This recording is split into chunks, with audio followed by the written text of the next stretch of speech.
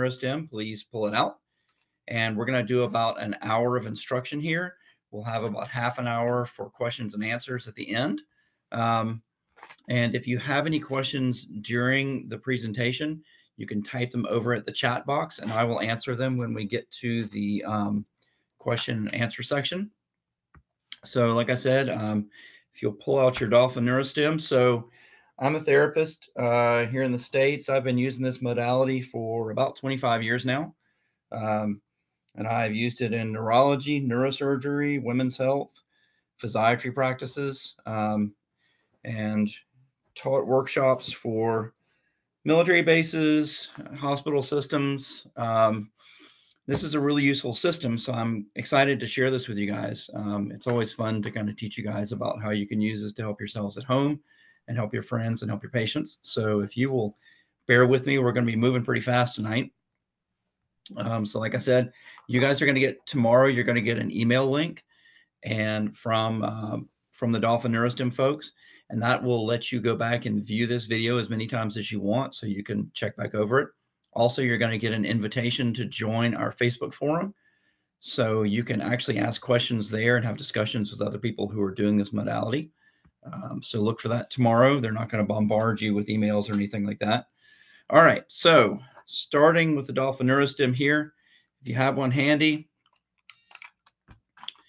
starting at the tip, there is right here, there's an alloy tip. This is a biocompatible alloy tip. If you push on it, you will notice that it is spring-loaded. So it's set up so it won't poke holes in your skin.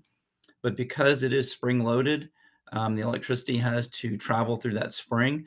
There's a conductive medium down in here. So when you clean the tip of this unit, we do recommend that you use an alcohol wipe on it and don't dip any liquid down in there. If you pour liquid down in here, it can actually interfere with your connectivity. So just clean off the tip carefully. Up from there, you're going to see a black button. So this button is the button you use to activate treatments. And you'll notice as I'm pushing this button, nothing is happening right now. And that's because the unit is off, which brings us to the next feature. And the next feature has three parts to it. So there's a little roller switch here, and this is your on and off switch and your battery test light and your intensity control. So I'm going to turn it on for you. And when I turn this on, you should hear a steady tone like this.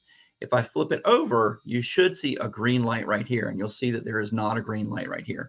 So this is what it should look like. There should be a nice shiny green light.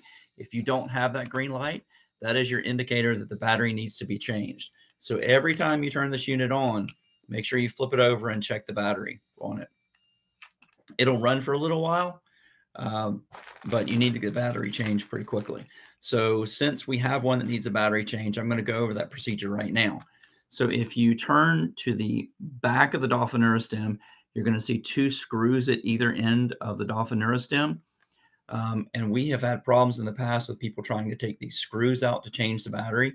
Please don't do that. The number one reason we get units back from people is because they tried to take them apart to change the battery in them. And then when you do that, avoid your warranty. You have to send it back to us, and we have to put it together for you and then send it back out to you. So instead of having pieces flying everywhere, there's a nice little battery compartment right here, and it's easily accessible. You're going to need a coin, a knife, or a screwdriver. So you're just going to pop this little plate off, and underneath you will see a standard 9-volt battery.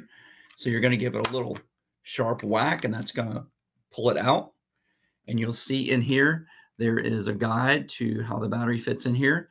You'll notice that there are no wires that stick out and no pads that go on the end of the battery. So this is a set size battery compartment, and that's an important feature. Well, it's important something to note because there are different sizes of 9-volt batteries. It seems strange, but all C, D, AA batteries, all those things are the same size, but not all 9-volt batteries are the same size. Some are a little bit smaller and some are a little bit longer. So if you get a battery that's too short, it's going to jiggle around in here and you're going to get intermittent contacts, and it's going to interfere with your ability to get good treatments. So we recommend, and if you get one that's too long, it's actually going to push up against a piece of plastic here and you can actually break your unit. So there are 3 batteries we recommend for this unit right now that have shown to be consistent in size and not cause any problems. And they are as follows: Duracell batteries, Panasonic batteries, and Energizer batteries. So if you stick to these 3 batteries, you're never going to run into trouble. Um, we are currently testing some rechargeable batteries, but we need to find ones that hold a good long charge for you guys, um, and that are the right size. So until then, stick to these 3 types of batteries. Please don't put cheap dollar store batteries in these units. They have a really bad habit of dumping all of their voltage very quickly, and that tends to damage the electronics. So please do shy away from that. All right, so to put your battery in, you're going to follow the little guide here. You're going to slide it down in there. And when you go to put this battery cover over, it's going to be a really tight fit so that when you push it back on, it's going to feel like it's going to break and it's going to make a sharp snap, but it is indeed not broken. So when you turn your unit back on, you should check and have a nice green light.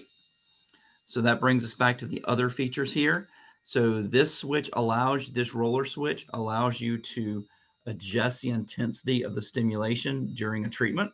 So you can adjust it sort of on the fly, and it's your off switch. So on and off, battery test, and your intensity control. Moving up from the on and off switch is a little black button right here. And you'll notice with the unit off, it does nothing. But when you have the unit on, it puts this in a timed cycle. So it's like an automatic treatment button.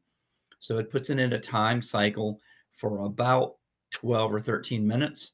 And at the end of that cycle, it's going to put you back into what we call the search phase. So turning the Dolphin Neurostim on, I get a steady tone and I get a green light. If I push this button down, you'll notice the light is blinking and it's beeping. So as long as I'm doing this, I'm actually doing a treatment. But as soon as I let up on this button, the treatment stops. So hold the button down, initiating a treatment, release the button, treatment stops. With this smaller button, once you push this button, the unit goes into a silent mode, and you'll see that it's blinking here. So it'll stay in the silent mode. I don't have to hold any buttons down. I don't have to do anything at this point, except just sit there and let the treatment happen. So this is a useful feature when you get to do things like vagus nerve stimulation. But you're not going to use this feature to find your treatment points. So that is all the features on the front of the Dolphin Neurostim. On the back, you will notice there is a metal plate right here. This metal plate is really important because it allows current to cycle back into the Dolphin Neurostim. To do that, you need to make sure you have skin contact with this metal plate. So when you hold the Dolphin Neurostim, we recommend holding it like a pen. So you've got this nice little cradle right here between your index finger and your thumb. If you just drop the Dolphin Neurostim in there, put your thumb on that metal plate, it allows you to have good fine motor control when you're looking for myofascial trigger points, motor points, and acupuncture points. And if you try to hold it any other way, it just gets pretty awkward because it's hard to depress the button on the front of the unit. So just put your thumb on this plate and then hold the unit so that your middle finger is hovering over but not pushing this black button. You're not going to push this black button until you actually find a treatment point and then decide to treat it. Up from there, there is a little slider switch, and you will see that it says normal, dry, and wet. So that controls the sensitivity of the ohm meter in this unit. This unit does actually find acupuncture points, motor points, and myofascial trigger points. And it does that by measuring how conductive your skin is to electricity. So as you run this around the body, so if I were using this on a patient, if I were running this around the patient's body, when I get over a treatment point, it's actually going to cue me that I'm over the treatment point. And at that point, I can push the button and initiate a treatment. So we're going to go over that in just a minute. But the important thing to note here is because this uses an ohm meter to measure how conductive your skin is, sometimes people have wetter skin. So I live down in the United States, down in the South in Georgia. It tends to be very humid down here in the summertime, and people often come in with sweaty skin. So that's salt water. So that's very conductive to electricity. So that's going to make it harder to find acupuncture points because all of my skin is going to be very conductive. Your skin is generally not a very good conductor for electricity, but acupuncture points, motor points, and trigger points are. So if we use a good ohm meter, like the one built in here, we can easily locate those points. But if you get in a situation where you're say in, I don't know, Minnesota right now, and it's 2 degrees or whatever, people's skin tends to be a lot drier. And so you need this unit to be a little more sensitive. So you would slide it over to the dry setting, and that's going to make it easier to find acupuncture points on drier skin. So in most settings, I keep this on the normal setting and it does just fine, but sometimes I do have to adjust it a little bit one way or the other. Okay, above there is one more slider switch, and you will see that it reads polarity, and you will see there is a negative symbol, a positive symbol, and a plus minus symbol. So the negative symbol is to sedate. So that's how you bring things down. The positive symbol is to tonify. So that's how you bring things up. And the biphasic one is a homeostatic channel. So it's good for homeostasis, and you're going to use that in treating scars. So how do we decide which of these you need to put the Dolphin Neurostim on? Well, there are sort of two ways of looking at this. In the general rule, you're going to look at the condition and decide if it's a condition of excess or a condition of deficiency. So conditions of excess are going to be things like headaches, tight muscles, nerve impingements, pain, nausea, constipation, shingles, you name it. Those are all going to be conditions you want to bring down. Asthma attacks, heart attacks, irritable bowel syndrome, anxiety, all those are things you're going to want to bring down. So for the most part, you're going to keep this on the negative setting. And if you just kept it on the negative setting the whole time, that's going to be about 95% of most of the treatments you're going to do. It's going to be with a negative polarity. But sometimes you do need to bring things up. So that would be to tonify things. Conditions of deficiency that require tonification would be things like droopy muscles, like somebody who has Bell's palsy. So there's an actual problem in here, and you need to tonify the muscles to bring it up. These are also used sometimes for acupuncture facelift applications. You can also use it to bring your energy up, so you can increase your kidney chi or increase your spleen chi, or whichever you're trying to do from an Oriental medicine perspective. And then we have our homeostatic channel, which is this plus minus one, and that's going to come into play a lot when we start doing scar treatments. So we'll talk about that in a little bit. But if you really want to know which of these settings to put your Dolphin Neurostim on, the books that come with your unit. So one is a natural health book that looks like this. If I turn to any protocol in here, so I'm going to turn to one that says gout, you will notice that by each of the little numbers, so this is a listed acupuncture point. So there's an illustration that shows you the location of the point, and then there's also a description of how to find the point. And then there's going to be a plus or minus symbol next to each of these points. So each of these points will actually tell you which polarity to choose on here. So when you look in your protocol books, whether it's the natural health book or the vagus nerve book that comes with it, or if you take one of our courses, let's say you take a course on, oh gosh, let's see what we've got down here. If you take a pain therapy course, all of our protocols in here are also marked so that you know which polarity to use. If you're doing anything like a concussion course or a scar course, we have all those marked as well. So it'll generally be marked in the literature you get from us. But if you have any questions about it, you can always go back to figuring out whether it's to bring something up or bring something down. And a question that a lot of people have are like, hey, if I choose the wrong polarity in this thing, am I really going to hurt somebody? No, you're still going to get an outcome. It's just your outcome's not going to be quite as good.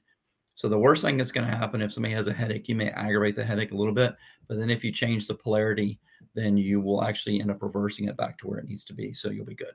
All right. So that's how to use the polarity switches on here. That's all the features of the Dolphin Neurostim. That is how to change the battery, turn it on and off. So now we need to talk about how to locate acupuncture points, motor points, and trigger points. So to do that, there are some tricks you need to learn. One of them is to hold this device properly. So like I said, put your thumb on the metal plate, gently cradle it in your hand. And you want to be able to put the heel of your hand down on yourself or your patient so that you can use your fine motor control to look for these points. Some of these points are quite small, and if you move too quickly, you're going to have a hard time locating them. So having a good base to be able to search for the points is a really helpful thing. The other thing to remember is because this is electrical and there's an ohm meter built into here, the electricity, the electrons have to come out of the tip of the unit and they have to cycle back up into this metal plate. So you need to have skin to skin contact with whoever you're treating. Now, if I'm treating myself, I'm already touching the device, so I can go anywhere and treat a point. But if I were treating someone else, I would need to have skin to skin contact with them. So I could grab their arm and treat their head. I could put my hand on their back and locate points as long as we have skin to skin contact. So it's not enough to touch the shirt. You actually have to touch skin to skin. So that's an important thing to remember. If you're not touching the skin of your patient and touching this metal plate at the same time, you're just doing acupressure. You're not really getting the benefits of the electrical part of this device. So I do recommend practicing this with your hand in this position. All right. So how to find motor points, trigger points, and acupuncture points. In the world of um, acupuncture, all motor points, which are the most electrically active points in the body, are acupuncture points, and myofascial trigger points account for they're about 80 to there's about an 80 to 85% correlation with acupuncture points. So they're all very closely related and they all have the same electrical properties. So I'm going to pick a couple points out of one of the books here to show you guys a few points.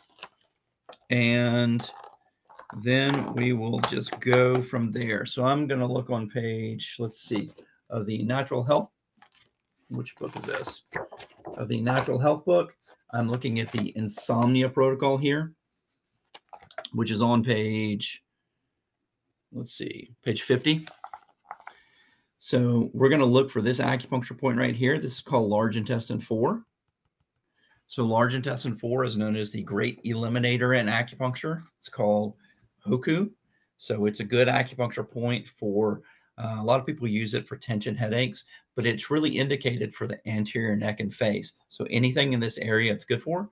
So that could be a toothache, TMJ pain, tonsillitis.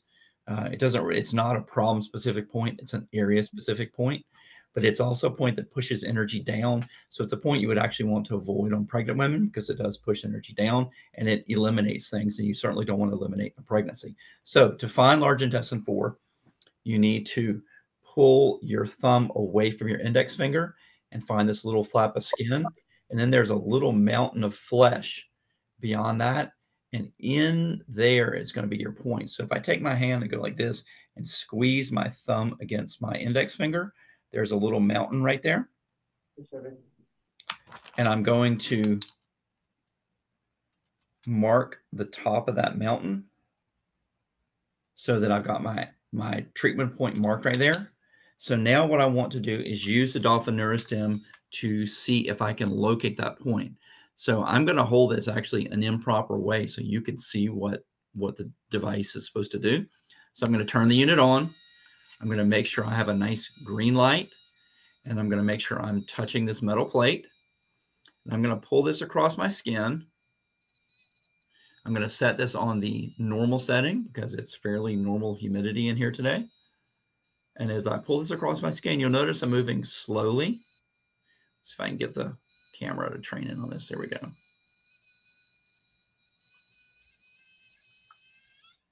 And you'll notice that when I get over the point, the light goes out and you get a really high pitch. And I can go back to that every single time. But you'll notice I don't have to move much to get off the point. So like there's off the point right there and move to right here. And I'm right over the point. So it's going to flicker a little bit. So the key here is to move in very small increments. And if you practice this, I teach this stuff regularly. I probably teach, I don't know, 10 or 12 courses a year, sometimes more, and have done so for about 20 years now. So if you practice this regularly, It takes about 2 to 3 days to really hone in on how to use your point finder accurately, and you don't have to practice a lot. Practice 20, 30 minutes a day, and you'll have it down in no time. But the keys are don't move too quickly, and hold this, gently, move gently over the area. So let's find another acupuncture point here that I can locate for you guys. It's pretty easy to see. Let's see what we've got here. I'm going to turn to page 56 in this book. It says muscle strain, upper limb. And you will see that there is an acupuncture point right here in the crease of the elbow called large intestine 11, LI 11. I guess I need to go over acupuncture points for a second. So in the world of acupuncture, there are a series of lines that run through the body called meridians. Those meridians are basically energy lines. Each of them is named after a body organ: lung, pericardium, heart, spleen, liver, kidneys, large intestine, small intestine. Half are male, half are female. So when you look at a yin and yang symbol, the white side is the yang side, that's the male side. And those are the points that generally get things done, like release frozen shoulders, release psoas muscles, release neck muscles. Those are kind of the warrior points. And the yin points, the female points, are the ones represented by the dark side of the yin yang symbol. And those are the calming points and the ones that nurture. So those are going to be your most important organs, like your heart, your lungs, your kidneys, really the organs you can't do without. The female meridians tend to be on the soft parts of the body. So the front of the body here, insides of the arms, insides of the legs. The male points, the yang points, are on the hard parts of this is a soft part of the body.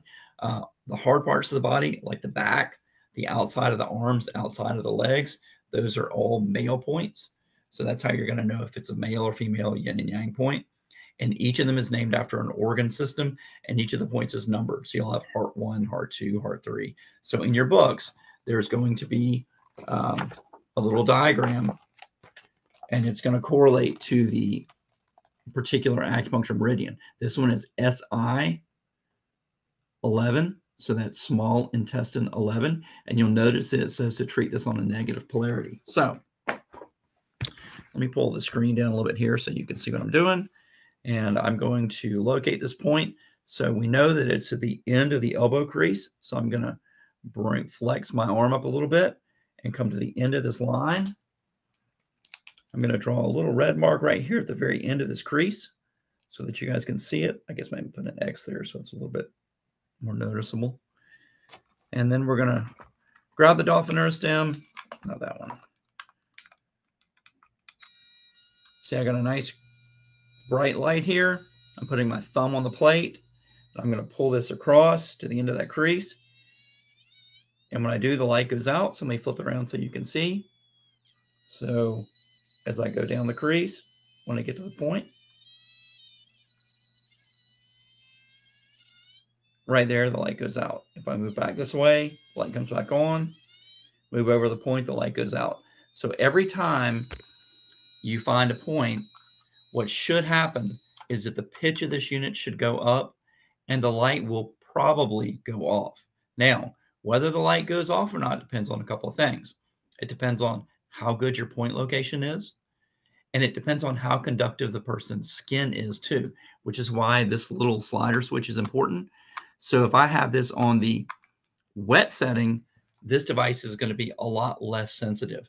So when I run it over a point, I'll hear a high pitch, but the light might not go out. If I put it on the dry setting, this is going to be much more sensitive. So as I go over points, the light almost assuredly will go out. But every once in a while, you run into a situation where you've got somebody who's got really dry skin. You might be working in a skilled nursing facility or be working in a hospital where the air is going all the time. And sometimes patients just don't get enough water. And if someone's skin is too dry, it can be difficult to get that light to go out. So you can have them drink a little bit of water. Sometimes that helps. Or you can take a wet paper towel and rub it across the area and dry it off. And that will hydrate the skin enough that you can generally locate your treatment points. All right, so this large intestine 11 point we just found, that's a homeostatic acupuncture point. I used to use it a lot with my kids when they were little because it's great for bringing down fevers. I used to use it a lot to settle down tummy issues and stuff like that. So it's a good homeostatic point. You could throw this into almost any protocol or situation you're using, and it would serve to kind of bring things down. Okay, so that's how to find points. Now I'm going to give you guys a piece of advice. When you go to look for points with this device, do not push too hard, because what you'll notice, if you push really hard, I can get that light to go out. So these aren't acupuncture points.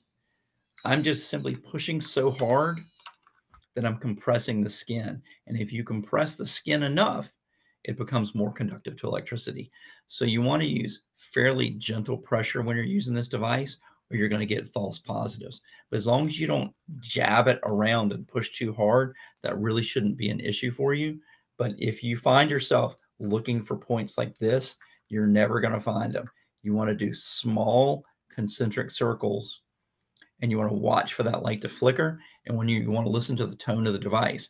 Now, of the two, the light or the tone is much more important. The higher that pitch is, the more accurate your point location is. So an example of that would be one of the acupuncture points down around the knee right here. There's a point right here called stomach 36. It's a very large acupuncture point. It's about this big around. And so when you go over it with the Dolphin Neurostim, the light will go off over a fairly large area. But in that area, there's going to be one particular part of it that has the highest pitch. And that's the place you want to choose, because that's the most conductive to electricity. So it best correlates with the acupuncture point and is going to get more electrons into the person's body. So if you put this somewhere that's not an acupuncture point, it's really going to limit how many electrons can actually get through the barrier of your skin. You got to remember, this is microcurrent. So microcurrent is millions of amps. It's a tiny amount of current. The standard TENS units you guys are used to seeing in hospitals and drugstores, that's in the milliamp range. So that's thousands of an amp. Well, this is millions of an amp. So this is a teeny, teeny, tiny amount. So you really need to be careful about your point location, because you need to be able to get the current that's in this device past the skin so it can do its job on the other side. Otherwise, you're just going to be having fairly ineffective treatments. Okay, next thing we're going to talk about with the Dolphin Neurostim is how to do scar treatments.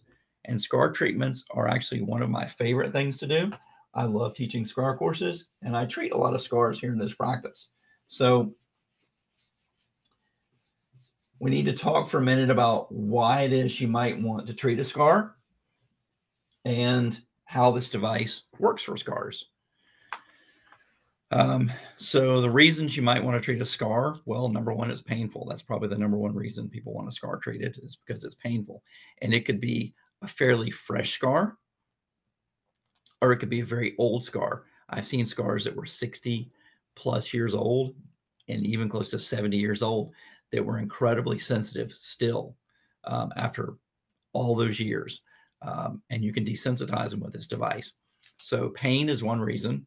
The next reason you might want to treat a scar is because it is pulling in some way. So if you get somebody who's had a like a knee replacement, so they have this scar here, and they'll do all their physical therapy, and they'll get done with the physical therapy, and they'll go get checked, and they're still lacking a few degrees of range of motion. And then they go get evaluated, and the doctor usually says, well, there's probably some scar tissue in there, but you'll be fine. Get some massage work done, it'll break it up, whatever. So when you have range of motion issues, using the Dolphin Neurostim on scars can be really helpful. And sometimes the effect isn't local. So an example of that would be, I don't know if you guys know this, but the entire body is covered with fascia, which is connective tissue. So it's like a body stocking if it's over your entire body. So anytime you put a cut through it, it tends to stick that down.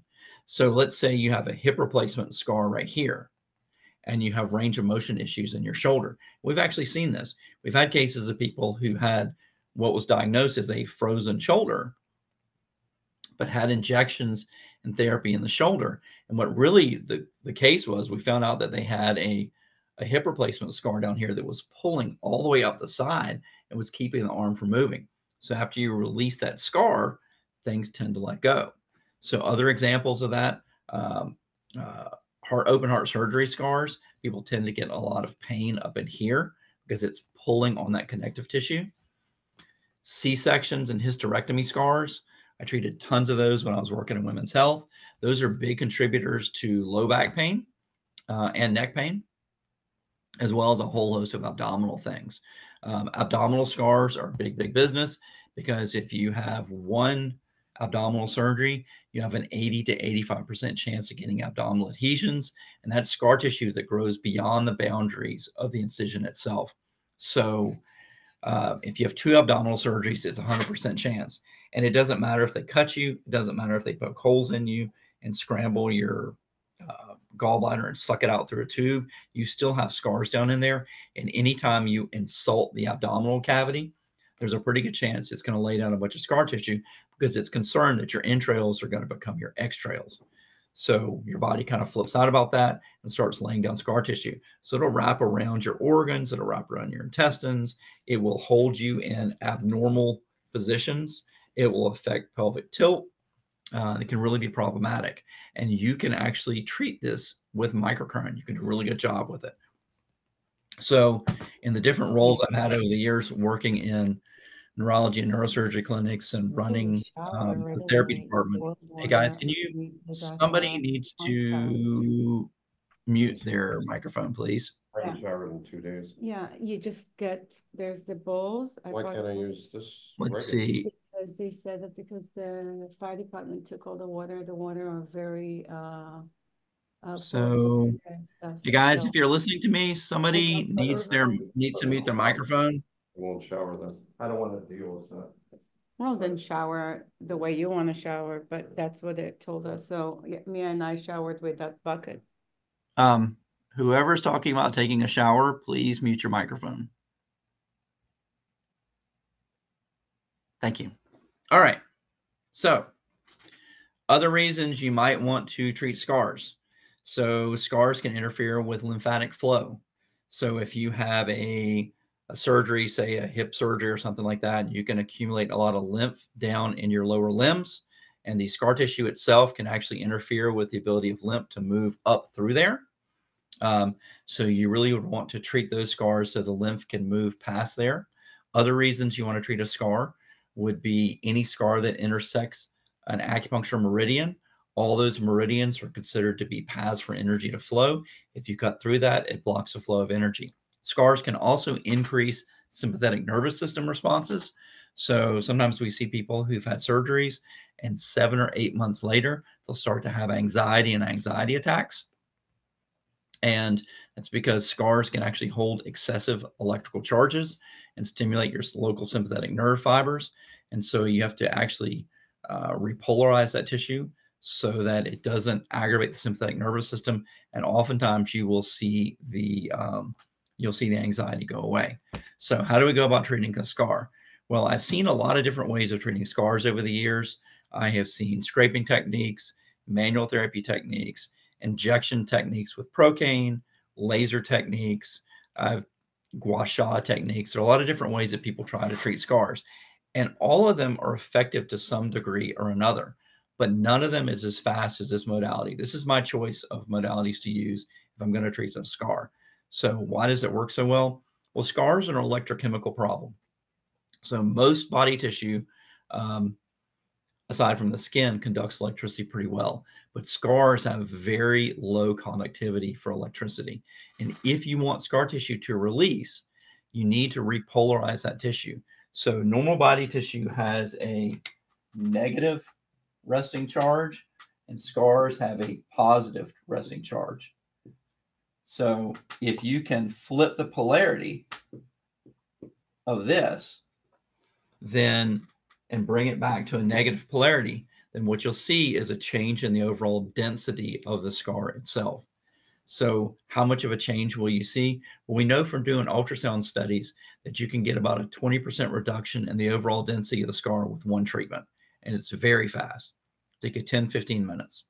So to do that, you need to be able to repolarize this tissue And to do that, you need not one, but 2 Dolphin Neurostims, because you have to be able to bounce electricity back and forth through that scar tissue itself. And if you can't do that, it's difficult to get that tissue to repolarize. So if you were to take a normal, say, 10 unit pad like this and just slap it over a scar and then try to get the electricity to go through the scar, it's not going to go through it. It's going to go around the scar because scars are not conductive to electricity. Electricity takes a path of least resistance. So this is a very ineffective method of trying to treat scars. And if you're using lasers, lasers are great for surface scars, but if you're trying to get to deep scars around knees or in the abdomen, they just don't get deep enough. And you can't really start jabbing needles deep into the abdomen either. So microcurrent actually works very well for that. So let's talk about actually treating a scar. I market quite a bit to surgeons for scar therapy because it's not a surgeon's job to worry about the scars after they're done. They do as good a job as they can, but people's bodies react differently to surgeries. And sometimes there's more scarring than in other people. And sometimes a very good looking scar can still have a major impact on range of motion. So we're going to look at a situation. We're going to draw a little unhappy guy up here. We're going to say that he has had open heart surgery. So he has a definite frowny face there. Here's his trunk, his pelvis down here, legs. So he's got this zipper scar right across his, straight down the middle where they've cut him open to do open heart surgery on him. And what you see in a lot of cases with these guys is they tend to have a lot of pain, upper neck and upper back pain. It tends to be a huge problem because they've cut you open, they put rib spreaders open, and they've opened all this up. And when you bring it back together, it tends to draw and pull on everything back in here. And you can treat this all you want, and the pain will never go away. You got to treat the scar on the front. So very often when people have pain, you need to go looking for scars. And sometimes they're very, very old scars. So sometimes there are scars that aren't even painful. So you can have somebody who has an unpainful scar here that's still causing a lot of problems back here. So what we need to do is bounce electrons back and forth through this scar tissue. So we need to use a negative polarity on one side. And we need to use the feature that we talked about earlier on the Dolphin Neurostim. So you've got this slider switch right here that has the biphasic setting on it. So you've got negative on one side and biphasic on the other. So one Dolphin Neurostim needs to be set on the negative setting, and the other needs to be set on the biphasic setting. So that allows us to push electrons from one side, pull them across the scar tissue, which remember is not conductive to electricity. So it allows you to pull electrons through that scar, pick them up, and bounce them back across. So you're basically playing a game of ping pong with electrons back and forth through the scar. So what does that look like in practice? So you're going to hold your Dolphin Neurostims. You're going to turn them both on. You're going to make sure you got a nice green light there that tells you you're good to go. You got a good battery. You're going to make sure your thumbs are on these metal plates. You're going to have some skin contact with the patient somewhere. You could even have them grab your arm if you wanted to. That's fine. But you got to make sure the electrons can circulate through. And so we're going to go on either side of this scar, and we're going to depress this button. So we're not looking for acupuncture points. We're not worried about a high pitch. We're not worried about seeing lights go off. The only thing we care about is trying to bounce current back and forth to this scar. So I've got my devices on. I hold on either side of the scar and count out about 10 beeps. And at the end of 10 beeps, I'm going to move down from there about 1/4 of an inch.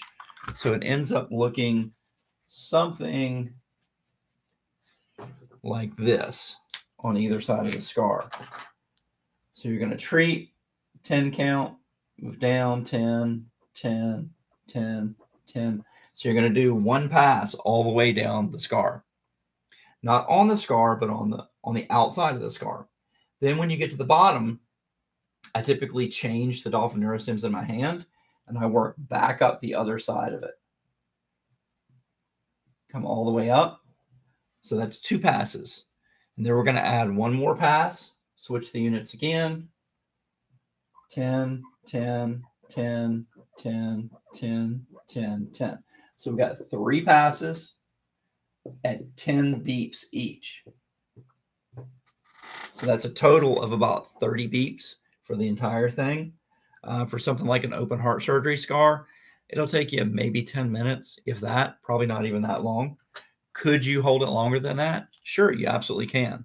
We try and set our protocols up so they can be used in standard physical therapy settings in hospitals, and that's usually built on in 15-minute segments. So we need to have protocols for you guys that work quickly. But when somebody's paying cash for a scar release, you could easily spend 30 minutes on a scar like this. So once you have bounced electrons back and forth through this scar, played your game of ping pong, and gotten this tissue conductive a bit, then you can go back with the Dolphin Neurostims at either end of the device, at either end of the scar, and then you can work your way through the actual scar tissue itself. Again, moving at about 1/4 of an inch increments, and I usually do 3 passes this way. And now what we're doing is we're driving electrons straight through that scar tissue, and then they're coming back up to wherever our point of contact is with the patient. And so now you should have that mostly repolarized. So you can figure at a 20% reduction in the overall density of the scar. That gives you about 5 treatments, and you should get most of the results you want in terms of scar release with that. Unless it's a really big scar. If you have something like a, let's say like a large burn scar. So where I live, there are a lot of paper mills, and they use a lot of steam. And I do see guys who get steam burn injuries, and steam has an awful lot of energy, and they tend to be really big scars, and they tend to go pretty deep. So for a scar like this, it's not a linear scar. So what do you do in a situation like this? Same thing you did before. You want one of your Dolphin Neurostims on the negative setting and one on the biphasic setting. You're going to go on either side of the scar, and you're going to work your way around the scar like a clock.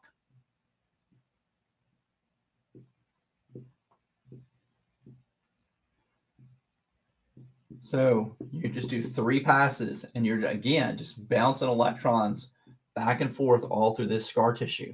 And so once you've done that, this is the time-consuming part. For a scar like this, it's a lot of surface area to cover. So you're going to spend a fair amount of time working your way through this scar tissue itself. It's a very time-consuming thing. So a scar like this is going to take you a lot longer than a general surgical scar is going to take. But you're going to notice that it is quite effective. So how soon after a surgery can you treat a scar? Immediately. You can actually start treating as soon as the person gets in pre-op. There's generally going to be a dressing in the way, so you may have to go on either side of the dressing. But as long as you're bouncing electrons back and forth to that tissue, you're going to increase ATP production by 400 or 500%, which is adenosine triphosphate. That's a mitochondrial fuel, so you're going to ramp up healing. You're also going to increase protein synthesis and cellular membrane transport.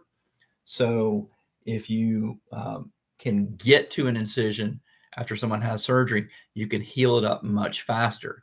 If you know somebody is going to have surgery and you know where it's going to be, for example, a knee replacement surgery, you can actually treat this tissue before the surgery, so it preloads the tissue with ATP so that after they have their surgery, it starts to knit even faster.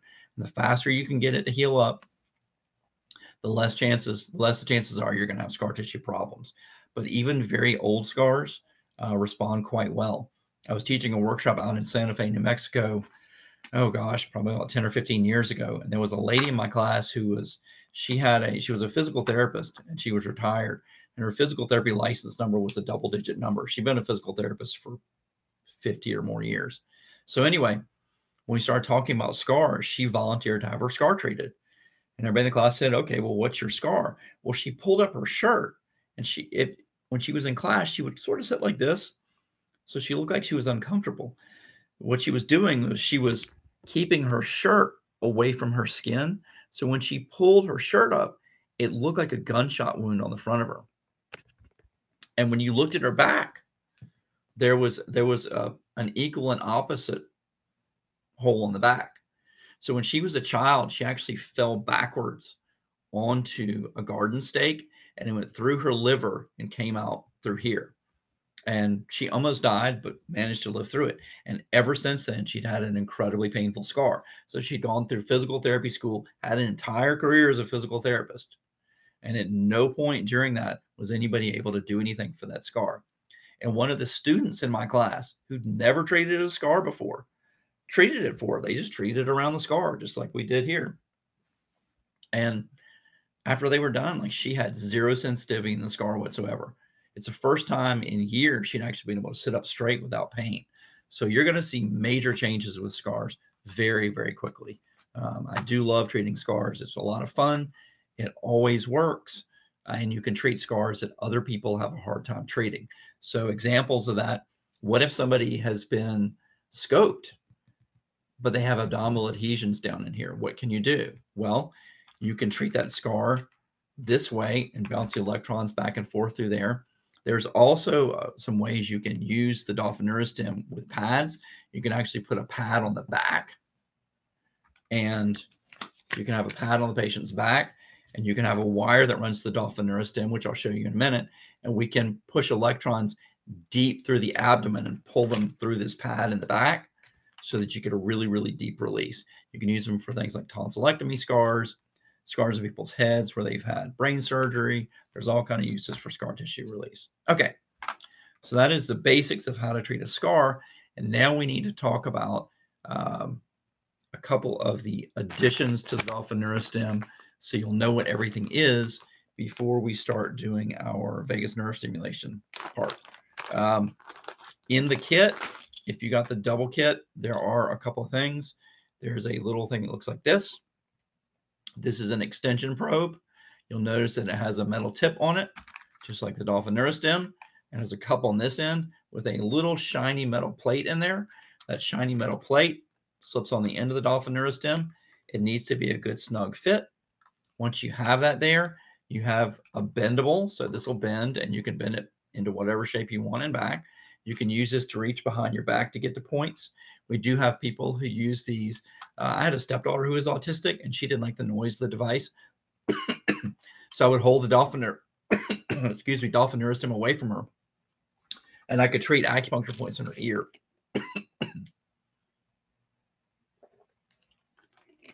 You guys have to excuse me. I'm just coming off of being sick here. All right. So that's your extension probe. These are used sometimes for treating inside people's mouths to get to scars from dental surgeries. And when I worked in women's health, we would actually use these for episiotomy scars. We would get the patient to get 2 of these, and they would take them home and clean them and bring them back to their treatments. They're about $25 a piece, and we would use them for those. Also, in your kit, in some of the kits at least, depending on which kit you purchased, you may have something that looks like this. So it's a connecting strap. It's got 2 straps and a connecting wire. One of these fits on your wrist, and one of them goes to your patient's wrist. So I would put this on my patient, and now we are electrically connected. So because we're electrically connected, I don't have to have skin-to-skin contact with this person now. All I have to do is put the tip of this unit down wherever, because the electrons will flow through this pad back up into my arm and back into the Dolphin Neurostim. So if you find that you have problems getting skin-to-skin contact, or you're working in a hospital setting where there's a risk of infection, these are about $25. You can pick them up on the website. Other things you guys might be interested in are the parts for the vagus nerve stimulation kit. So we're going to talk for a minute about the vagus nerve, and then we're going to go over how to set this up. So what is the vagus nerve? It's the longest nerve in the body. It starts sort of behind your ears on either side, but down in your brain, comes down to here, kind of rolls around itself and goes down to your abdomen. It is the wandering nerve. That's what it's called. It is the longest nerve in the body. It is the information superhighway between your brain and your gut. More information goes from your gut to your brain than goes from your brain to your gut. So the vagus nerve is also called the second brain. It is largely responsible for the arousal of your sympathetic nervous system. So you can use the vagus nerve to either calm the system down or wind the system up. For the most part, we want to use the vagus nerve to calm things down because most people are too wound up. So doing proper vagus nerve stimulation will do some really interesting things. What we know from the research is that if you get into the heart math part of it, so doing EKGs and looking at all the things that it does, doing vagus nerve stimulation will increase your heart rate variability, HRV. If you don't know what that is, you can look it up. The military tracks it. These days, gosh, Apple Watches will track it. Sleep Number beds will track it for you. It's a measure of total power of the sympathetic and parasympathetic nervous systems. And it's actually indicative of longevity. So the higher that number is, the healthier you are and the longer you're going to live. And when that number gets low, you are more likely to get sick and you're actually more likely to get injured. And if you get injured, then you are actually less likely to recover. So high performance gyms will actually track that number and they'll go in. And when you go in, they'll check your heart rate variability. And if it's too low, they'll tell you to go home and rest for a couple of days before you do a workout because you can actually go into something called overtraining syndrome. And when you get into overtraining syndrome, if your heart rate variability is too low, so not your heart rate, but the time interval between beats, if it doesn't vary much, you can actually get yourself in a situation where it doesn't matter how hard you train, you're not going to get any faster and you're not going to get any stronger. So historically, that takes about 72 hours of rest to reset that number. You can reset it in one treatment using vagus nerve stimulation with the Dolphin Neurostim. It will also decrease your cortisol, sometimes by as much as 50%.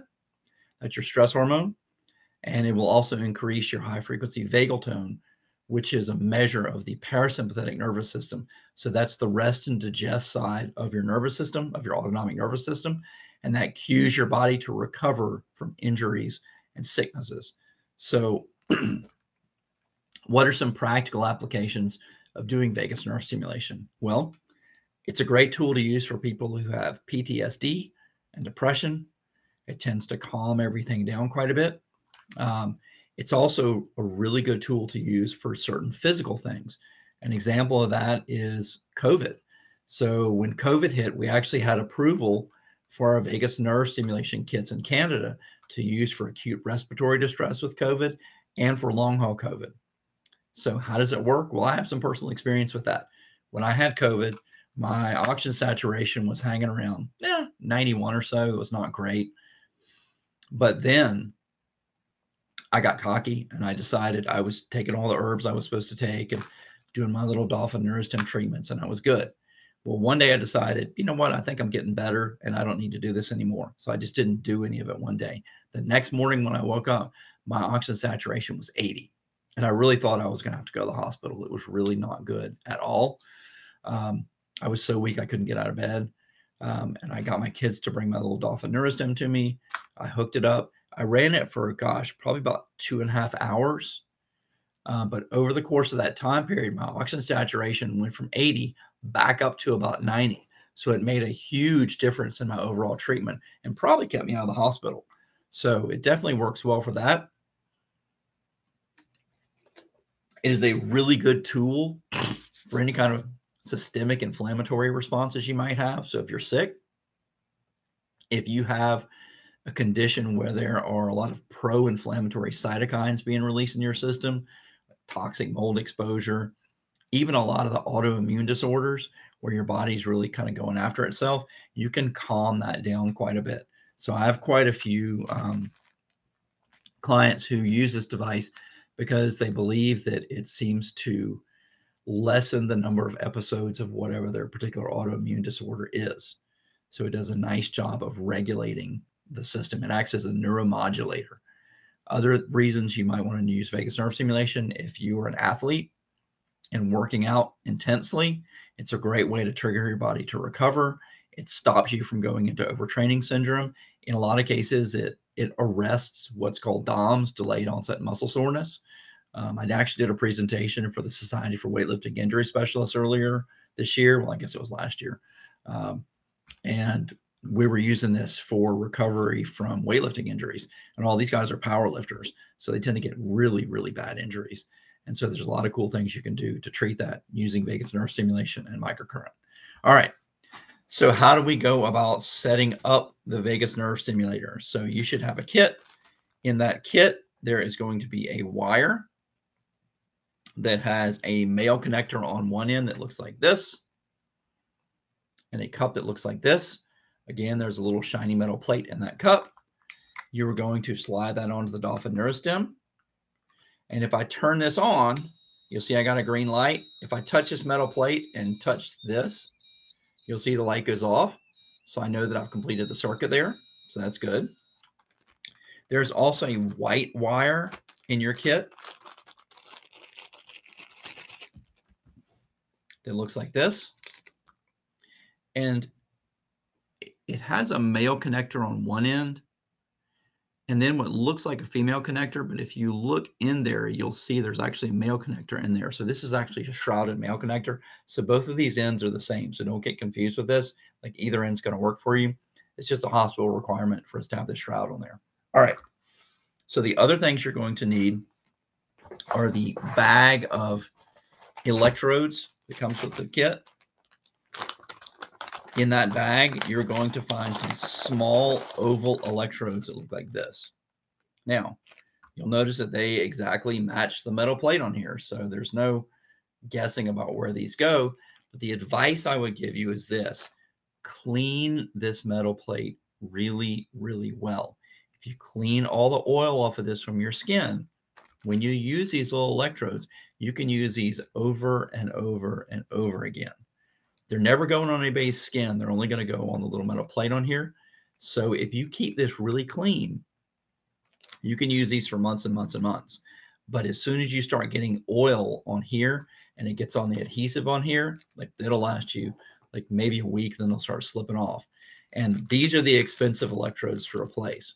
So keep this clean. All right. So we need to take one of these little electrodes, make sure the metal plate is good and clean. I like using alcohol wipes or a chamois cloth of some kind. You're going to stick this electrode on here. Doesn't really matter how you put it on there, just so it's on the metal plate. You can use either end of your white wire to connect to this. I'm going to use the male connecting end of it here, the exposed male connector.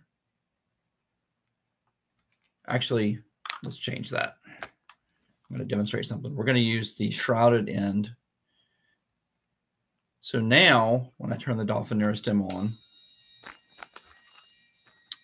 if I touch these, if you guys look at the little light here, if I touch these two wires together, you'll see the light goes off. So now I know that everything is connected well here. So the only thing left to do is connect this to me.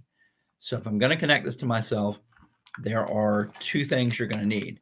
You're going to need some of these electrodes that look like this. So they're rectangular electrodes. And you're going to need an ear clip. So you have a pack that has some ear clips in it. Some of them are black like this and have a metal plate on them. Some are white and have a conductive rubber black plate like this on them. And some of them, which are the best ones, are these dome electrodes. So you can see that the conductive rubber is much more robust on this than it is on this one. Why is that important? Well, if you're going to do vagus nerve stimulation, you have to get to the area of the ear that has the highest concentration of nerve endings for the vagus nerve. So where is that? Well, I'm glad you asked. There was a recent study that came out, and what they found is that the best place to do vagus nerve stimulation would actually be on the inside of the tragus of the ear. So the tragus is this little flappy thing right here. So, you know, when you kind of push on your ear and you can clog your ear up, that's the tragus. On the inside of that is actually the highest concentration of nerve endings for the vagus nerve. But it's really difficult to get one of these clips to stay on the inside of the tragus. They tend to slip off quite a bit. So The other place that has a really high concentration of nerve endings is the upper concha of the ear. So from the little flappy thing, the tragus, if you go back and up into this hollow right here, this is the upper concha of the ear. So I'm going to go here and kind of push my finger up in here, and this is the upper concha of the ear. So I want this electrode, this ear clip, to reach the inside of the concha of the ear. Now, if I use one of these other ones, I'm going to have a hard time reaching down in there, and I may or may not get good contact. But if I use this dome electrode, this one will get me some really good skin contact with the inner part of the concha right here. Now, because this is conductive rubber, so this is rubber that's infused with carbon, it is extremely helpful to have a conductive medium on there. So you can either use a little bit of salt water. I will show you what I use. I use an EEG paste. You can get it on Amazon. One of these little tubs will last forever. It's called 1020. We do not carry this at the Dolphin Neurostim online store, so don't try and buy it there. But it is just a sticky paste, and you will simply take just a tiny little dab of this and put it on that ear clip, and that will give you all the conductivity that you need, and it's not going to run off. So it keeps the clips from being quite as slippery, and that's a useful thing. So your ear clip, you notice, has a black wire on it, even if it's a white ear clip. So the black ones and white ones both have a black wire on it. So that correlates to the black cable that comes off the Dolphin Neurostim. So we've got this black cable right here. So we're going to connect this up like this. Good to go there. And now we're going to take this and put this on my left ear. So most of the situations that we deal with, we actually use left ear stimulation. It tends to bring things down better than the right ear does. So we're going to go into the upper concha of the ear. Now, if for some reason this doesn't work for you, you can actually put your ear clips, and again, moisten these with something. You can actually put your ear clips on the earlobe. The concentration of nerve ending is a lot less there than it is at the inner tragus and the upper concha of the ear. So this is the best place to put it, generally. All right. So you've got your ear clip on your left ear. And now, if you look at the guide that comes in the kit, so it'll show you here how to put the ear clip on. On the back of there is a little diagram that shows you where to put your electrodes. And you'll notice you can put them either on the wrist, or you can put them 4 fingers below the belly button. Now, why would you want to put one of those pads on your wrist?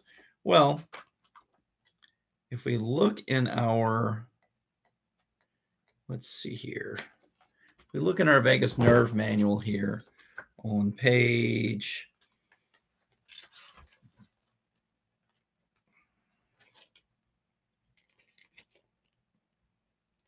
11, you'll see there are some calming acupuncture points. And those points together make up what is known as the golden triangle in acupuncture. So the golden triangle in acupuncture is 3 points right here that are really good for calming the system down. So you could put it over those acupuncture points, again, on your left wrist, or you could choose to put it 4 fingers below your belly button. So you just want to take your rectangular electrode, clean your skin well. If you clean you or your patient's skin with alcohol, you can use these same electrodes over and over again on your patient. Now, you're not going to use it on anybody but that one patient, so keep it in a bag for them. But if you clean your skin really well, you can get weeks of use out of one of these electrodes. So I'm going to put this down 4 fingers below my belly button. So now I have an electrode 4 fingers below my belly button and one on my left ear and the upper concha of the ear. I'm going to turn the Dolphin Neurostim on. I should hear a high pitch. Ideally, that light should be out because that means I've got a good connection. But you'll notice that if I mess with this sensitivity down here, see it's on dry now. If I slide it over to wet, the light goes on. See that? But you can still hear a high pitch. So that means I've got a good connection. So you want to make sure that's It's not going to affect your treatment, but if you want the light to go out, it's got to be on the dry setting. Okay, so now what do? Well, since we're trying to calm the system down, we're going to use the negative setting on here. Okay, so the Dolphin Neurostim is on, it's connected. I know I've got a good connection because the light's out. I'm going to push this little button right here, and it's going to start to sometimes flash and sometimes not flash. I wouldn't look at this light, but it's going to go into a silent mode, and it'll stay in this mode for about 12 to 13 minutes. And once it's done with the treatment, you're going to get a steady tone again. So it'll revert back to making noise. And then at that point, you can push this button and reinitiate the treatment. So at this point, I can wash dishes, I can read a book, I can do whatever I want to. And the vagus nerve stimulation treatment is going on, but it's not going to go on for too long. So on the older units, we didn't have this feature, this timed feature. If you push that button on the older units, it would treat indefinitely. And we had a lot of cases where people would fall asleep with vagus nerve stimulation on, and it would run their battery out over the course of the night. And they would feel a little bit lethargic the next day because they'd have hours and hours of vagus nerve stimulation, which calms your system down. So we put a timer on it so that you can kind of measure out how long you're doing your treatments. Okay, so got my vagus nerve stimulation going. I'm doing whatever I want to. How else can I apply this? Well, I actually can put this on my right ear, but if I put this on my right ear, I want to slide this over to the positive setting and go to the upper conch of the ear. So why would I put it on my right ear on the positive setting? Well, that's because I may be feeling really lethargic and I need to get my energy up some. So if that's the case, I might use positive on this side. And what a lot of therapists have recommended to their patients is do however long you want to on your left ear. It could be 10 minutes, 20 minutes, 30 minutes, whatever they tell them to. And then at the end of that, do 5 minutes on the right ear. This right ear treatment, I do not recommend doing that right before bed because sometimes it will keep you up at night. It does tend to stimulate your system more. So around bedtime, I would say, hey, go for the negative polarity on the left ear. In the morning, you might want to use it on the right ear to bring things up a little bit. And if you were doing something like treating concussions or something like that, you would definitely use the negative polarity in those situations. So that's the basic left and right treatment. Now, if you look in your kit, there is also what's called a splitter cable, a Y wire. There are two variations of it. There's a shorter version. You'll have this one if you have an older kit. If you have a newer kit, you'll have a longer one. If you want a longer one, you can call up the company and order one, I suppose. They do have them available. So you've got this wire that has your ear clip on it. If you pull this loose and connect the Y wire to this, I can now put an ear clip so that I have on either one of these wires. So now I have two ear clips. Okay, so I have two ear clips connected. So now I can go to my left ear and my right ear at the same time. I can take the Dolphin Neurostim and slide this over to the biphasic treatment setting. And then initiate a treatment. So why would I want to do a biphasic treatment, this plus minus symbol, instead of a negative or a positive? Well, it's for homeostasis, it's for balance. Now, really more information goes up the vagus nerve than goes down, but if you do this biphasic treatment, it does tend to balance things out a little bit. Everybody's a little different in how they respond to vagus nerve stimulation. So I recommend you try each of those to see what works best for you, but try it in small increments. So here in the clinic, when we do vagus nerve stimulation on patients, the first time we do it, 5 minutes. And we see how the patients feel after that. And that's it for the day for vagus nerve stimulation. If we're sending it home with the patients, we tell them when they get home, do it for 5 minutes. The next day, you can add 5 more minutes. So you basically add 5 minutes a day until you get somewhere around the 20 to 30 minute mark. And that's generally your treatment for the day. But you may find that 5 minutes is all you need, or you may find that 30 minutes is what you need. So you have to play with it a little bit to see what calms your system down, but doesn't make you too tired. So if you find that it's making you a little bit lethargic, flip it over to the right ear, do positive stimulation there, and that tends to bring things up a little bit. How often should you do vagus nerve stimulation? So, what are some kind of benchmarks? Well, when I had COVID and was really, really sick and my oxygen saturation was super duper low, I used it for hours at a time to try and calm the inflammation down in my system so that I could get better oxygen. And it worked really well for that. It was a great tool for that. Generally, how often do I do vagus nerve stimulation? So let's see here. I'm 53 years old. I raised 2 children by myself. So I'm always busy at home, either feeding my kids or taking them places or doing whatever. I work 10-hour days here at the office. I start at 8 o'clock in the morning. I finish at 6 o'clock at night. I work straight through. I don't take a lunch break. So when I was in my 20s and 30s, that was fine. But I'm not in my 20s and 30s anymore. I'm older. So if I try to keep that schedule, usually around Wednesday or so, I start getting really, really pretty tired. But I find that if I do vagus nerve stimulation twice a week for about 30 minutes, I don't have that problem. I can go through my week just like I could 2 decades ago, and everything is fine. I have plenty of energy left at the end of the week to get into my weekend. So that's the tool that I use to help my system recover faster. It's an allocation of resources thing. It just tells your body, hey, like spend some time working on recovery. And so your body does that and it keeps you on an even keel. Now, if my stressors increase, like all of a sudden now I decide I want to train for a half marathon or something like that, I'll probably do vagus nerve stimulation every day because I need the recovery for it. But if I'm in great health, and really not doing much, then maybe once a week or something like that. So it really depends on what's going on with your system. So that's why we say just add about 5 minutes a day and see where you get with it. Now, if you would like to use it for longer than that, you can certainly play with that. We do recommend getting on the Facebook forum and typing a few questions in, like tell us what's going on with your condition, and maybe we can help guide you in terms of how much you need to do with vagus nerve stimulation.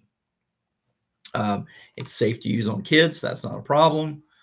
It's a great tool for using for post-concussive syndrome, for concussion recovery, for stroke recovery, pretty well any kind of, if you've been sick or injured or had surgery, just doing vagus nerve stimulation will help you recover much faster. Okay, so that's kind of the basics of how to hook up vagus nerve stimulation, some of the situations you might use it for. There's a lot of really good information in this book. I do urge you to spend a little bit of time reading it. You have a nice guide that shows you how to hook everything up. And even when you look at the bag that has your electrodes, on the inside of this, there's even a little guide on here in terms of how to hook things up. So you got a lot of information on how to get this thing hooked up. Okay, so other things we need to go over. We need to go over contraindications for this device. So don't stick it on top of your head if you have seizures. You can treat anywhere else. That's fine. There are acupuncture points that stop seizures. Treating children is fine with this. Just turn it down a little bit. Use what I call the rule of pencils. Don't stick it anywhere you wouldn't stick a pencil. Keep it out of your eye. Don't jam it in your eye. Don't stick it way up your nose. Don't stick it in the back of your throat. Keep it deep out of your ear. That's not a good place to put it. Anywhere you wouldn't stick a pencil.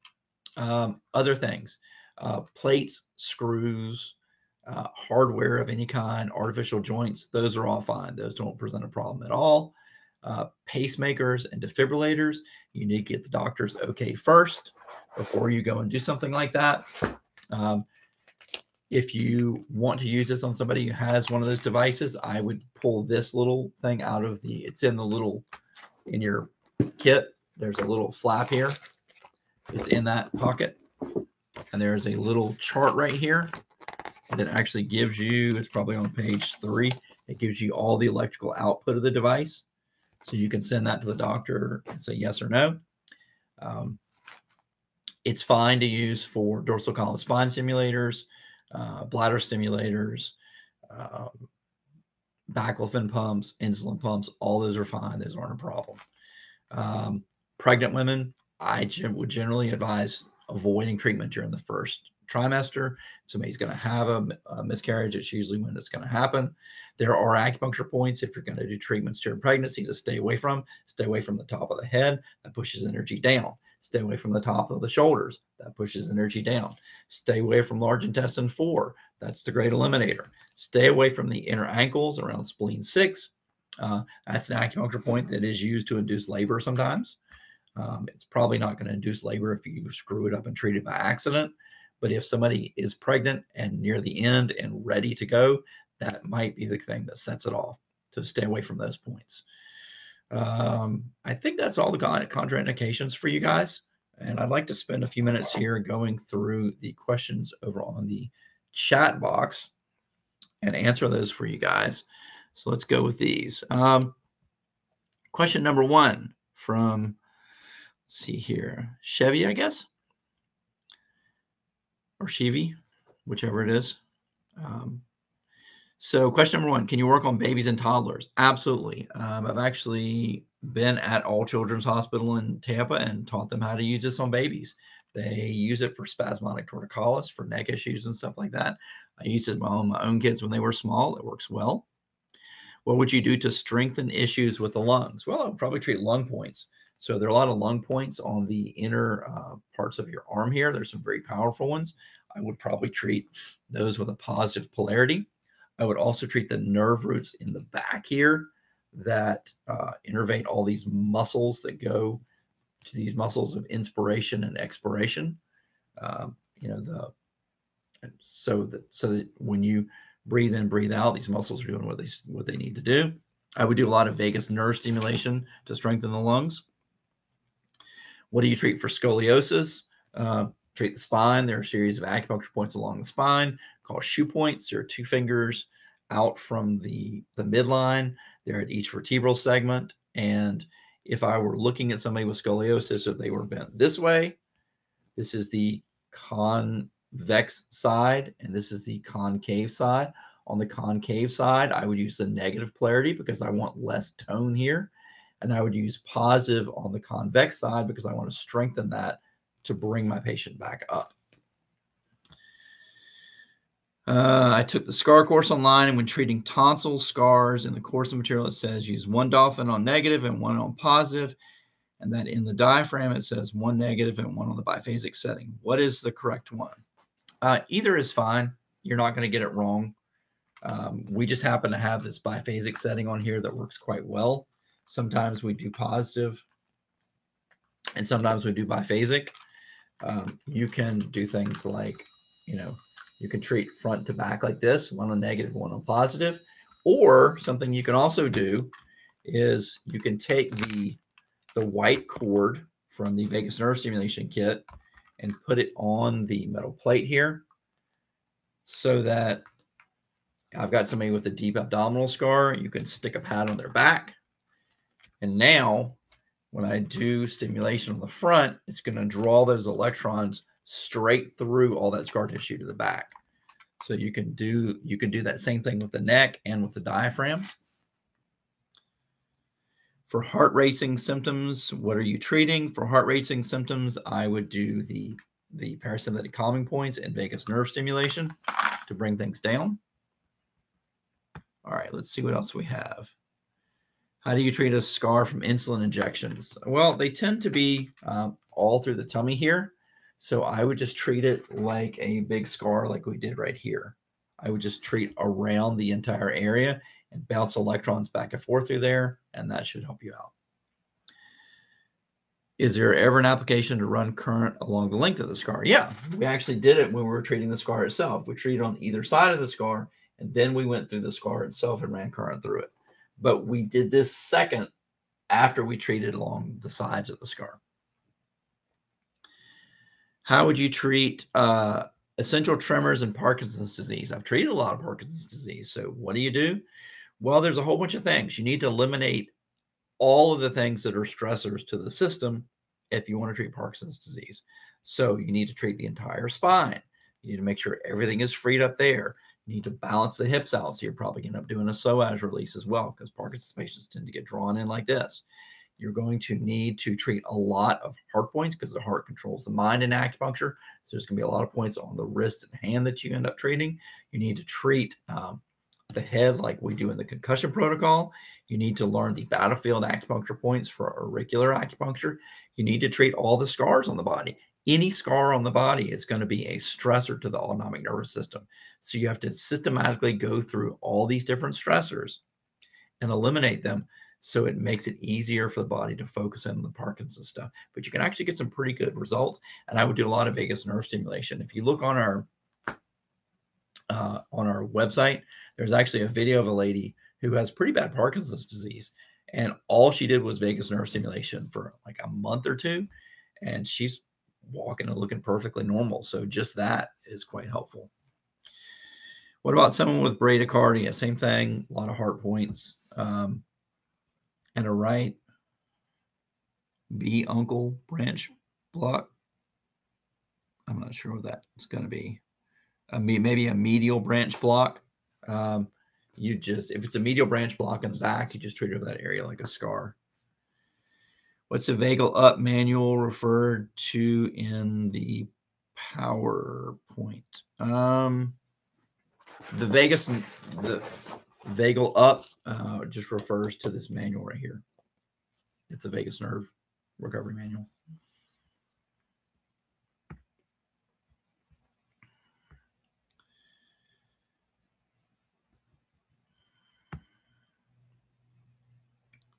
Let's see what else we've got here.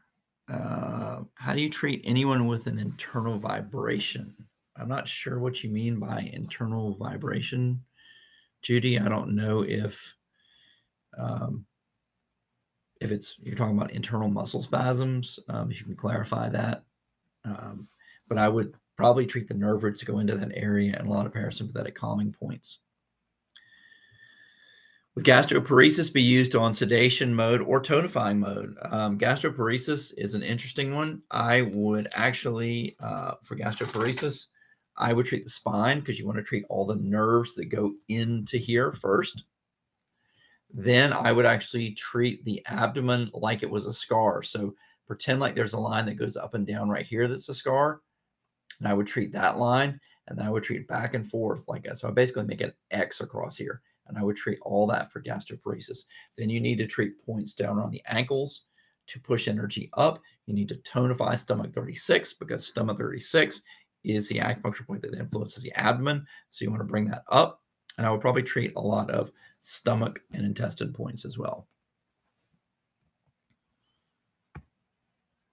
And I would use negative on the back, positive on stomach 36, and this like a scar, which is negative and biphasic.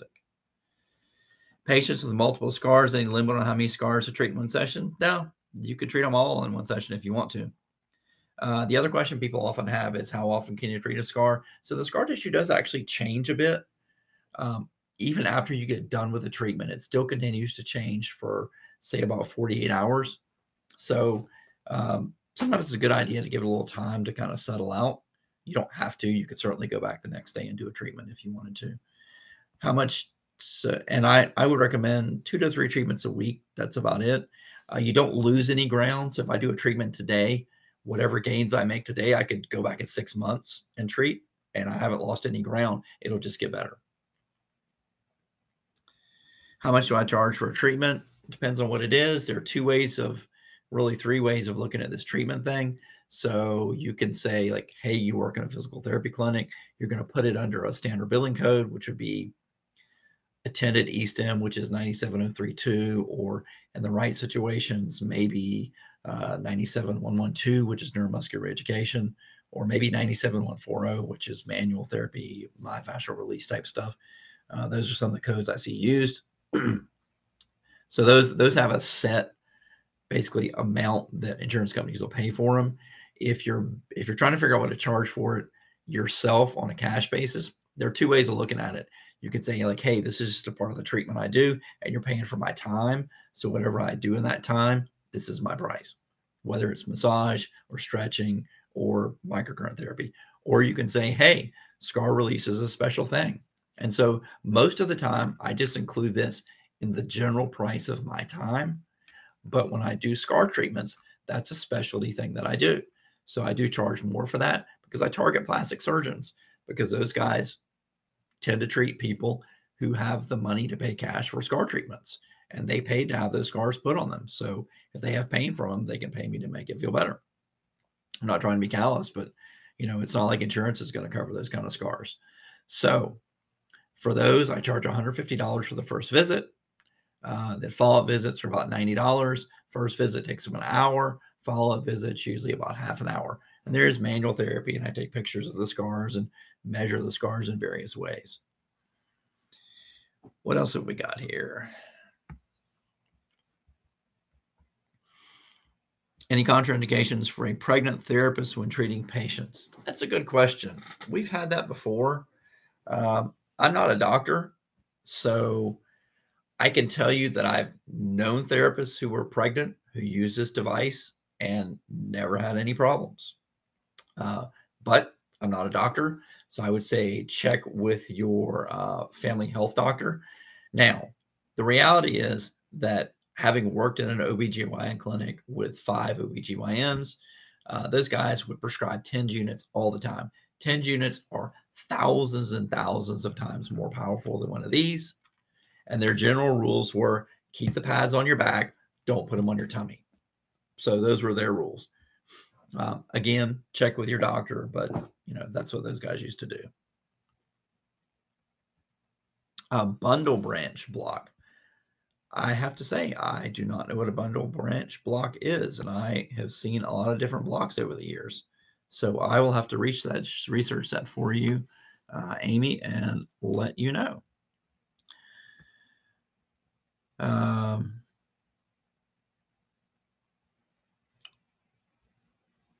You got it from a vaccine injury. So for vaccine injuries, you're going to treat where you actually had the injection itself, and you're going to do a lot of vagus nerve stimulation.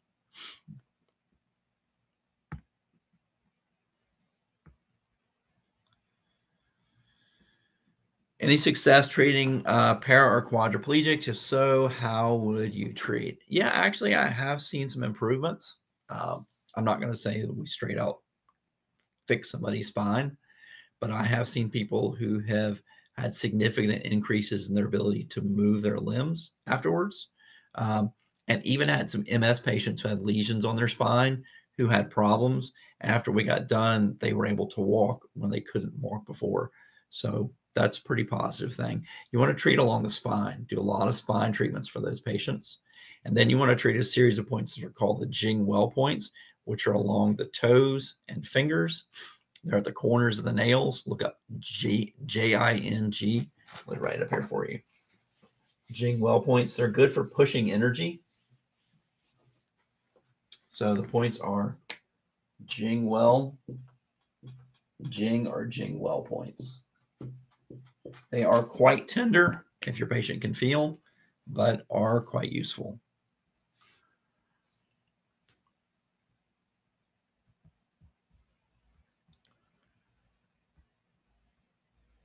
All right. Would somebody please, since I'm at the end of these questions, please give me a quick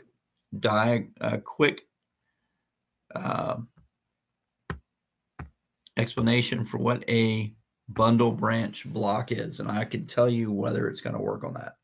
What about a scar in the neck? Is that safe? Absolutely. The things you want to avoid in the neck: don't put pressure on the carotid artery. Not electricity, but pressure. So when you're doing manual therapy, you stay away from the carotid artery. Same thing with this, just don't poke the carotid artery. But yeah, neck scars, not a problem. You can even do scars on the face, near the eyes, and all over the place. If you're going to do any scars on the face, very, very important. When you hold these Dolphin Neurostims on anybody's face, both hands need to be on the face, and they need to hold the face down. Because if your patient were to get jolted in some way, or to jump, you really don't want to poke these in their eyes. So make sure you have at least 2 points of contact on your patient and you have firm pressure on there so they're not jumping around. This shouldn't shock them or anything like that, but you just want to be ultra careful if you're working around the face.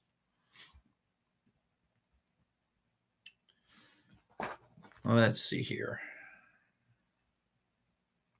We are getting close to 9 o'clock. Does anybody want to unmute their microphones and ask any questions?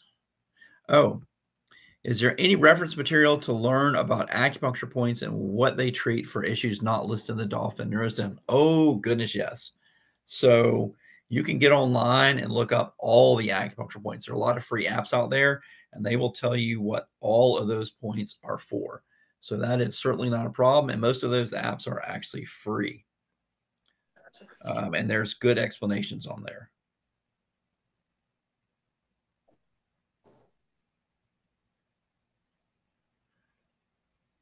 Can I ask you a question about cesarean section? Sure. Okay. I have one that is 31 years old, and it is not horizontal, it's vertical. Okay. So And the old kind. yeah. And when our son was 5, I lifted him and the top of it tore. Mm-hmm. And so since then, I also had gallbladder surgery, and they tried to fix the hernia as well. Okay. So the scar is one thing, but then there's also a big lump to the side of the scar. Have you heard of that before? Yes. Okay. All right. Any thoughts on that? In some cases, I have actually seen those resolve quite a bit. Okay. So I would take that lump and pretend that lump is its own little scar, and I would treat around that lump. Okay. Yeah. And it may be scar tissue, it may be fluid buildup. It's hard to know what it is, but you will very often see those things shrink down quite a bit. I can't tell you it's going to 100% go away. Sure. Yeah. But it actually, you will be noticeably impressed when you treat your C-section scar. Okay. It will look properly done. It will look and feel different after one treatment. Yeah. Okay, that sounds great.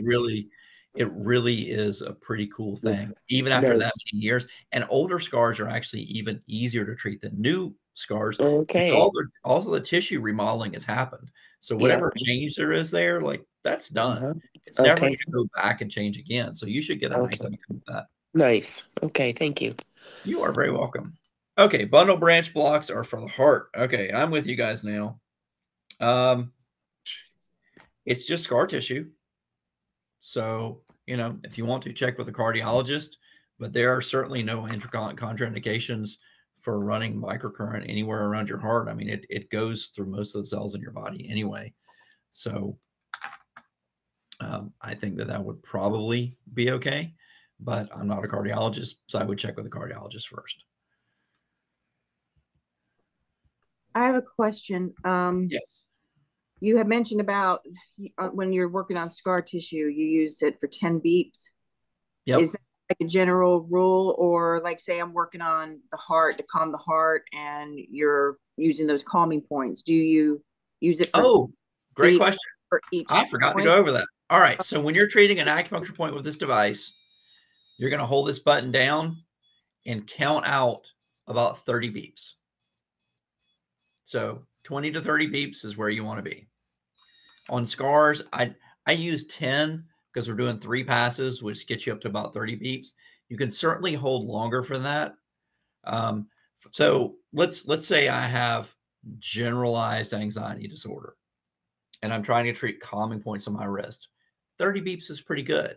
But let's say I'm having an asthma attack right now. So, I'm having difficulty breathing and my airway is closing up.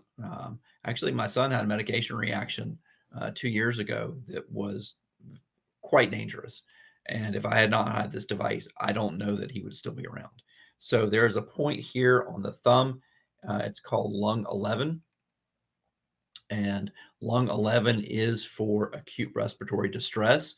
In a situation like that, you just hold it on there until the condition gets better. You know, same thing for heart 9, which is used for heart attacks and strokes and stuff like that. You just keep stimulating that point. But generally 30 beeps is about where you want to be. It just keeps you, that's a general guideline to keep you from spending too much time on a small handful of acupuncture points, and then you don't have time to treat the rest of the points in the protocol.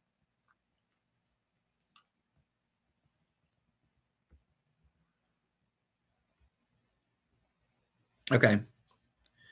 Yeah. All right. I'm with you on that, Amy. I would say it would probably work quite well to treat the scarring in there.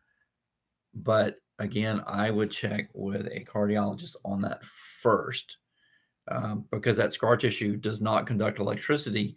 So it may be when they do the ablation, the scar tissue itself actually stops that signal. And if you repolarize that tissue, theoretically, it could start up again. I don't know that it would, but I don't have enough information about treating those that I could feel comfortable giving you a good answer on that.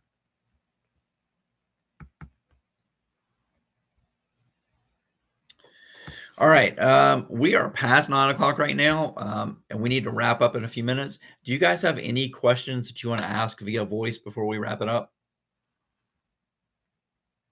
Yes, I have a question. All right. What's your question? Have you heard of people using this for neuroplastic pain? Yes. Cool. Do you think that would be the vagus nerve situation then, since it's more of a brain? I would do a lot of vagus nerve stimulation. For neuroplastic pain, I would probably so we do a series of courses. So this is just a little tutorial. Like we'd have online, if you look at our website, we have online courses that you can do. We also have a lot of in-person courses that we do. So for example, like in 2 weeks from now, I'm teaching at Shepherd Center in Atlanta, Georgia. That's a spinal cord injury, neuro rehab hospital. And I occasionally go up there and teach for those guys. But we also offer some courses that are generally open to the public. We offer some up in Canada. We offer some around the States. And you would probably want to take the concussion course if you wanted to treat neuroplastic pain, because that entire course, it's really concussion and brain course. That's a great course for learning how to deal with those kind of disorders. It's complicated. There's a lot of acupuncture points that you can choose to treat, and there are a lot of facets of it in terms of what you would want to do. But I would say that, you know, definitely our concussion protocol, vagus nerve stimulation, heart 9 is a great acupuncture point because heart points tend to control the brain. Parasympathetic calming points tend to be really good. So that's what I would look at. Thank you. You're welcome. All right, y'all. So I'm going to call it an evening here. I have to go home and get my children to bed. I can't do these from my house because my kids would have a million questions and the cats would probably run over the keyboard every 5 minutes. So I'm up at the office right now. So I've got to run out to my car and go home and get my kids in bed. Thank you guys for coming out tonight.